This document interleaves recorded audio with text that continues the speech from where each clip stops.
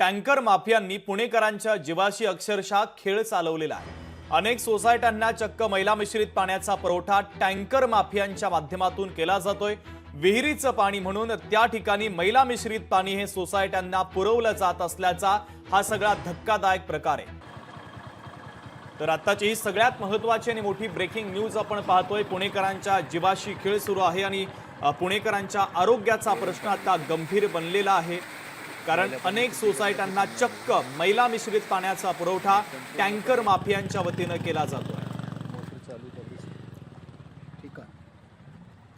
शिवसेना उद्धव बाळासाहेब ठाकरे पक्षाच्या नेत्या सुषमाताई अंधारे आपल्यासोबत जोडल्या जात आहेत। त्यांची प्रतिक्रिया या घटनेच्या संदर्भातली जाणून घेऊया। सुषमाताई, स्वागत आहे लोकशाही मराठीमध्ये तुमचं। पुण्यामध्ये एक धक्कादायक प्रकार लोकशाही मराठीने समोर आणलेला आहे, कारण टँकर माफियांचा एका बाजूला सुळसुळाट पाहायला मिळतोयच, मात्र अनेक सोसायट्यांना मैला मिश्रित पाण्याचा पुरवठा हे पिण्याचं पाणी आहे, चांगलं पाणी आहे असं म्हणून केला जातोय। या धक्कादायक प्रकाराच्या संदर्भातली तुमची प्रतिक्रिया अपेक्षित आहे। पुण्यामध्ये सध्या अनेक भागामध्ये कमी दाबाने पाणी पुरवठा चालू आहे। हे पाणी अजून पुढचे 1.5-2 महिने आपल्याला साठवणूक करायची आहे आणि ते पुरवठा करायचा आहे।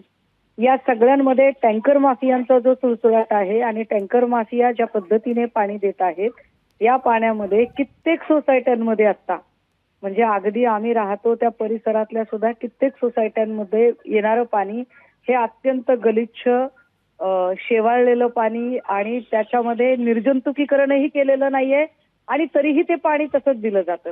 खरं तर पालिकेने या सगळ्या गोष्टींवरचा प्रतिबंध वाढवला पाहिजे, या सगळ्या गोष्टींना आळा घातला पाहिजे, मात्र ते अजूनही होताना दिसत नाहीये।